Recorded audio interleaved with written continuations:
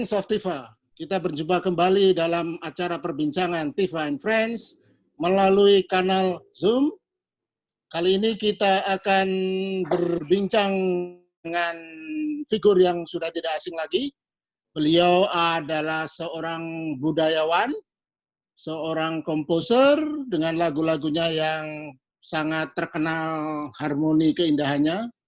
Ya, apalagi terus. Seorang jurnalis juga. Ya, terus apalagi juga seorang sutradara film, seorang koreografer, semua hal. Intinya seorang budayawan, seorang yang berbudaya. Nah, kali ini walaupun beliau lebih dikenal di dunia seni dan juga politik tentu karena pernah aktif atau masih mungkin di dunia politik, aktif di PDI Perjuangan, walaupun tidak aktif secara formal. Kita akan berbincang tentang politik dinasti atau budaya politik dinasti di Indonesia.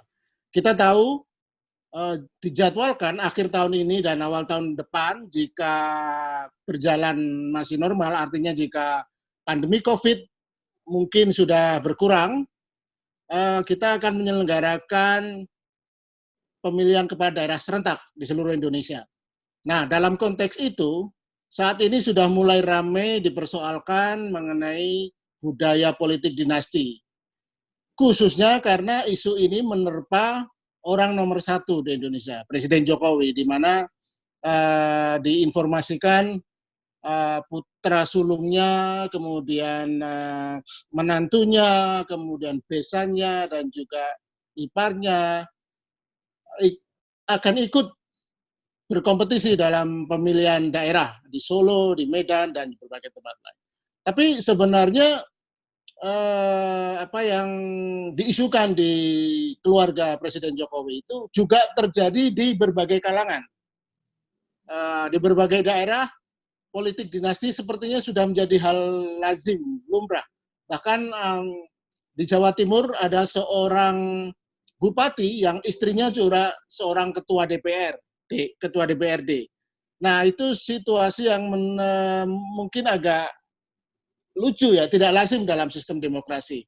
Nah, kita ingin dengar, kenapa Indonesia seperti ini? Setelah era reformasi, ketika kita ingin menghapus nepotisme, kolusi, dan semacam itu, korupsi, tetapi nepotisme, kolusi, dan korupsi tidak juga hilang. Kita ingin mendengar apa pandangan Mas Eros Jarot dengan situasi ini. Kenapa budaya politik Indonesia tidak juga berubah, tidak juga berbenah menjadi lebih baik? Monggo Mas Eros. Gini, pertama, sebetulnya ini kan masalah nilai ya. Mereka yang tidak menganggap nilai penting, ini hal biasa-biasa saja, gitu ya. Kenapa? Karena memang tidak ada undang-undang yang melarang untuk itu, ya. Waktu itu saya lupa nomornya, tapi tahunnya ya. MK, ya, Mahkamah Konstitusi menggugurkan hal itu dan membuat peluang seperti ini terbuka lagi, gitu ya. Jadi memang secara hukum tidak ada yang dilanggar, tapi masalahnya kan bangsa ini mau mempunyai peradaban seperti apa, ya kan? Mau membangun peradaban politik yang seperti apa? Nah, apakah peradaban politik yang bau-bau kayak bangunan monark ini ya, akan disisipkan sebagai ini loh, ya, budaya politik Pancasila. Apa seperti itu nantinya? Apakah nanti 10 tahun, 20 tahun lagi, atau 30 tahun lagi, dalam catatan sejarah kita, ya, tercatat bahwa masyarakat yang selalu mengatakan saya Pancasila, ternyata ya, membangun budaya politik yang seperti ini, gitu. Jadi sebetulnya apa ya? Kalau dibilang apa salah, ya nggak salah. Apakah Gibran salah? Ya enggak, dia anak baru, ya anak muda kemarin lah ya. Ini kan orang-orang tuanya sebetulnya harus menyadari hal itu. Ya, artinya begini loh, bagaimana power abuse itu ya bisa terjadi, gitu kan, dengan sistem yang seperti ini. Walaupun dikatakan, waduh, saya tidak akan menggunakan fasilitas negara, gitu kan ya.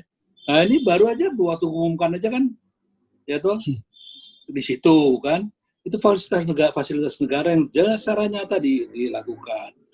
Nah, orang kayak saya yang notabene ya dekat dengan partai atau kekuasaan hari ini gitu, dianggap nyeleneh karena nggak mendukung. Saya bilang, loh, saya harus mendukung yang tidak benar. Menurut saya, kalau saya kan sangat concern sama nilai, ya kan? Jadi buat saya, bangunan politik tanpa peradaban yang mendudukan nilai-nilai yang nantinya ya bagi anak cucu kita itu bisa jadi kebanggaan dan bisa diikuti secara baik, itu yang harusnya kita wariskan, bukan nanti gimana itu kalau presidennya begitu, terus menterinya gimana, gubernurnya gimana, bupatinya gimana, itu nanti camatnya gimana, lurahnya gimana, RW-nya gimana, RT-nya gimana, dan ini kan semua pada domain hukum setuju sekali, tidak ada aturan hukum, aturan politik yang melarang anak mantu dan sebagainya terlibat dalam pilkada. Tapi kan persoalannya poin terakhir itu yang disampaikan Mas Eros bahwa ini kan misalnya masuk wilayah etika politik. Ya, betul. Etika politik di mana kita geram, kita tidak suka dengan praktek-praktek politik KKN sehingga kita reformasi ini ya. Tapi kok sekarang terjadi lagi, dan khususnya ironi terbesar adalah Presiden Jokowi yang 6 tahun lalu semacam diharapkan akan membangun satu kultur politik yang tidak oligarki karena beliau bukan berasal dari partai, kemudian sederhana, figur yang sangat humble gitu ya, tidak berambisi dan semacamnya. Bahkan yang ramai beredar di media sosial misalnya diupload beragam jejak digital, postingan bahwa Presiden Jokowi tahun lalu aja bilang anak saya tidak akan berpolitik. Gibran juga dikutip juga dinyatakan di jejak digital, saya jualan martabak saja dan sebagainya. Itu baru setahun lalu. Tiba-tiba sekonyong-konyong yang terjadi seperti ini. Nah, secara karakter penglihatan Mas Eros nih sebagai budayawan ini budaya ini mengakar pada kultur kita atau gimana? Budaya tidak mengenal etika politik ini. Ya sekarang begini, pada saat yang namanya loyalitas ya itu sudah di mana sih tempatnya di Indonesia ini, ya kan? Konsistensi, gitu kan? Di mana sih ada konsistensi, gitu ya? Nah, itu juga yang namanya pride, ya. Ucap kata dan perbuatan yang sama, itu nggak penting kok, gitu. Kenapa? Saya bisa buktikan bahwa ini nggak penting. Sudah jelas-jelas nih, ya, dia itu koruptor. Sudah jelas-jelas dia melanggar asusila lah begitu. Maju jadi bupati, menang loh. Menang. Jadi memang kenapa kita sekarang ributkan begitu gitu kan? Ya memang bangsa ini begitu. Nah, kita ini yang tidak mau begitu dianggap orang aneh. Karena mainstreamnya sekarang sedang berlomba-lomba untuk satu, ya, munafik. Itu nggak masalah kok. Berlomba munafik itu nggak masalah di sini. Bahkan munafik itu diperlukan. Untuk apa? Untuk supaya menaikkan jabatan, menaikkan kehidupan sosial politiknya. Itu munafik itu salah satu elemen dasar bahkan ya. Jadi berbohong itu juga satu hal yang menjadi elemen penting untuk seseorang bisa menaikkan ya, namanya level sosial, politik dan ekonominya. Jadi yang namanya bagaimana kita harus menempatkan nilai-nilai yang saya katakan tadi itu di satu tempat di mana peradaban kita sebagai bangsa mau dibangun, itu sekarang ini memang dihancurkan oleh semangat hedonisme, ya. Hedonisme yang begitu tinggi, itu merembet kemana-mana. Gitu. Sehingga, katakanlah, kalau orang Jawa bilang tuh kan, Mas suka orang Jawa tuh, saru. Nah, saru tuh nggak ada lagi gitu. Aku luwih becik mati aku ketimbang wirang. Wah itu nggak ada. Ya lebih baik wiranglah daripada mati kan gitu. Gitu. Nah nilai-nilai seperti itu yang diturunkan bahkan contohnya kita munafik sudah biasa kok ya. Coba kita lihat Pancasila ya kan. Coba kita satu-satu urut lah gitu ya. Yang paling menonjol saya langsung aja karena kita bicara politik. Di sila keempat sudah jelas-jelas ya liberalisme gak mungkin bisa mengadopsi yang namanya sila keempat tadi, ya kan? Tapi kita semua diam tuh. Politisinya, yes and amen. Gitu. Para akademisi, ya diam aja. Para budayawan, ya menikmati kesenian ataupun karya-karyanya saja. Gitu. Dan semuanya kita dididik untuk jadi munafik, ya, secara sistemik gini ya, terbangun. Karena apa? Loh, kalau kita memang musyawarah mufakat itu menjadi pegangan penting, itu, dan gotong royong itu sebagai dasar dari budaya kehidupan bangsa ini yang berpancasila tadi, ya dimasukin individualisme ya hancur semua gitu kan. Tapi kita semua menikmatinya gitu loh. Karena dengan begitu, ya contohnya nih. Tapi kan individualisme, konteks liberalisme yang Mas Eros persoalkan itu di Indonesia nggak berlaku loh. Yang berlaku kan kekeluargaan. Ya, tapi bukan, pengertiannya itu seperti yang kalau saya konteksnya kan gotong royong, ya kan? Oke. Nah, dalam konteks gotong royong itu memang secara substantif aja, ya, itu nggak mungkin bisa pakai bikin nasi goreng, gitu ya. Saya bikin nasi goreng, tapi pakai oli kan nggak bisa, ya. Harus pakai bumbu masak lah, gitu kan. Jadi hal seperti ini yang kita terbiasa setiap hari disuguhi, ya, yang namanya paradoks-paradoks ini, ya kan? Mas, kalau secara hukum tidak ada problem, tidak ada aturannya, kemudian secara etika juga sulit dipegang, kira-kira apa ya, semacam formulasi untuk memperbaiki situasi gimana? Kita mungkin berharap kalau aktor-aktornya tidak bisa diperbaiki, minimal masyarakatnya. Kalau menurut Mas Eros masih mungkin nggak? Ya kita ini contohnya gini loh Mas, apa kita ngomong sekarang ini dalam rangka namanya civil society building gitu ya. Masyarakat yang sadar. Kita ngomong gini agar didengar kan, kita bisa disalahkan kan. Kan kita juga nggak merasa selalu kita benar. Tapi malah kita berdiskusi. Ini pendapat saya. Kalau bangsa Indonesia begini gitu ya, rasanya bukan Indonesia yang kita cita-citakan, gitu kan? Alasannya apa? Ya mari kita dengarkan para pendiri Republik ini ngomong seperti apa. Ya baca toh ya. Paling enggak mendengarkanlah pidato 1 Juni lah kasarnya ya, yang sekarang sering diperdebatkan. Dengerin aja benar-benar itu kayak apa. Dan bagaimana apa yang diajarkan oleh para pendiri Republik kita. Ada Bung Hatta, ada Syahrir, ada Madilog gitu ya. Ada juga bendera revolusi, boleh dibaca itu. Dan orang-orang kita ini kan sederhana saja gitu. Ada uang abang saya, nggak ada uang abang melayang, itu dari pergaulan ya. Begitu juga gitu, Anda boleh profesor, doktor, apa namanya, tambahin lagi itu. Kere, ya Anda bisa, parkir aja diusir-usir. Tapi biar sudah welek, lemu, gitu, sugih, gitu, goblok, gitu, tetap aja pakai mobil bagus.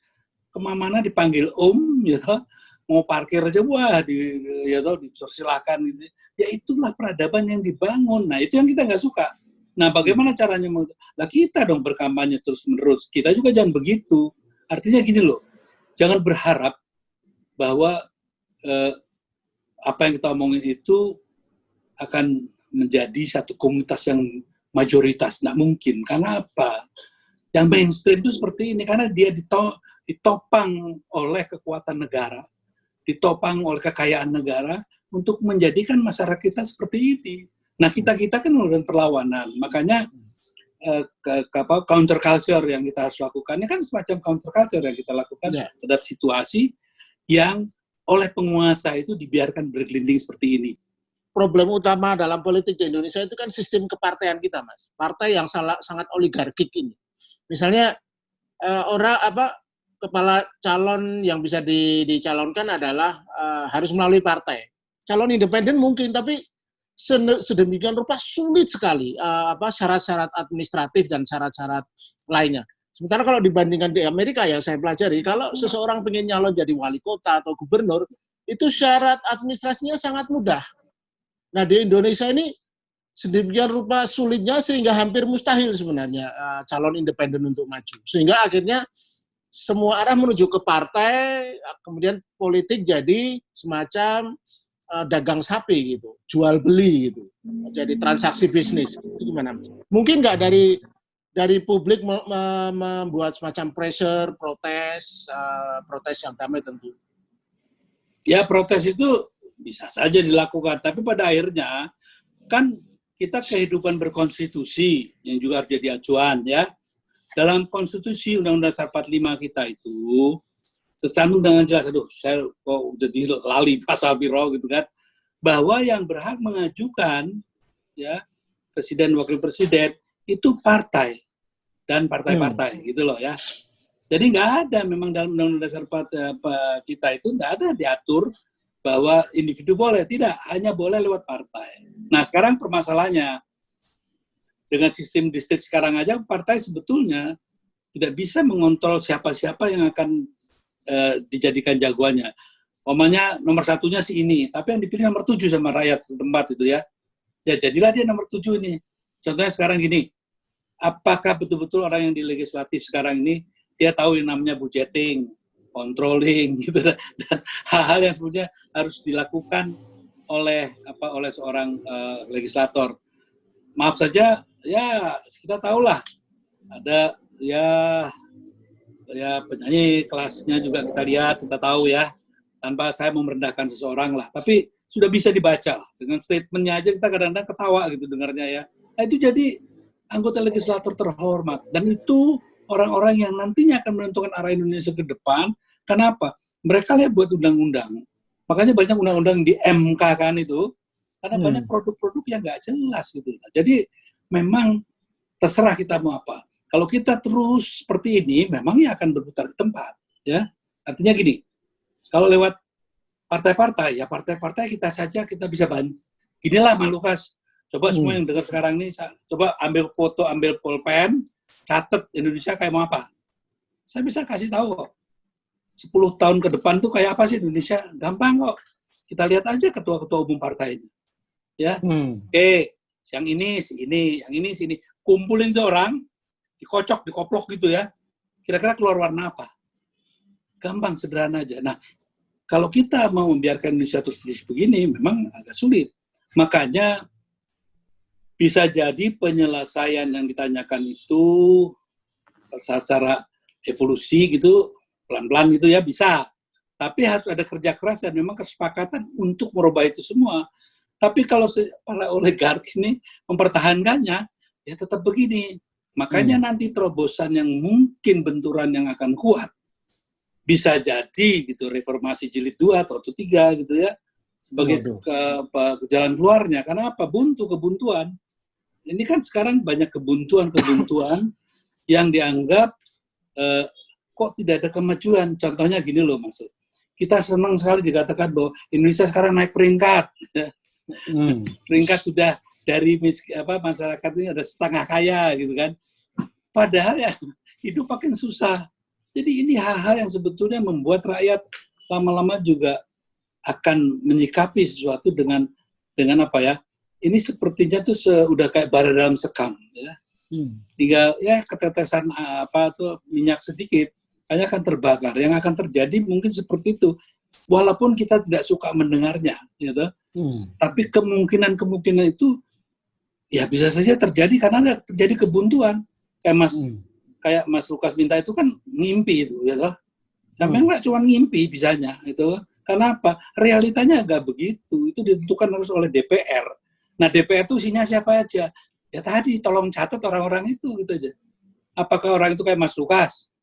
Pakai saya kan dah, itu maunya apa ya? Maunya kalau bisa begitu terus ya, zona nyaman kok. Siapa sih yang meninggalkan zona nyaman? Ya, untuk mengatasi situasi buntu politik ini, satu-satunya jalan nanti yang bisa mengubah hanya melalui ketika masyarakat rakyat turun ke jalan gitu, kayak reformasi jilid 2 gitu dong.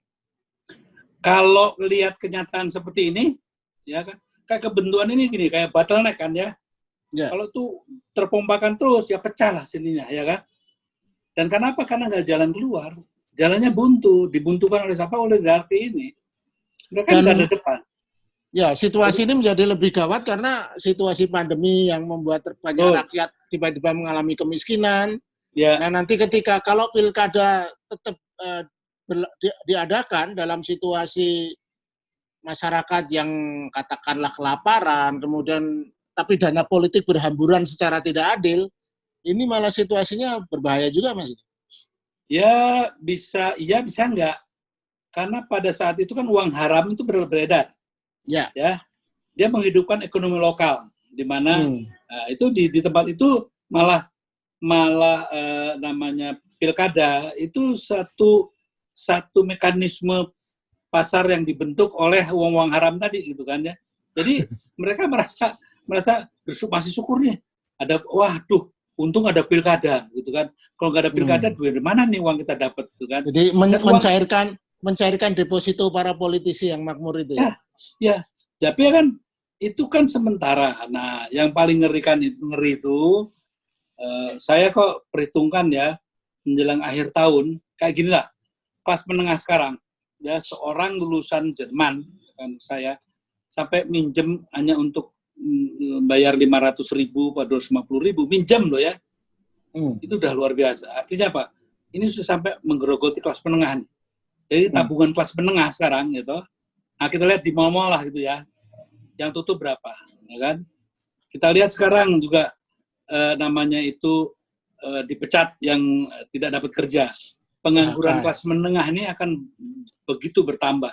Dan selalu kelas menengah yang punya potensi perubahan.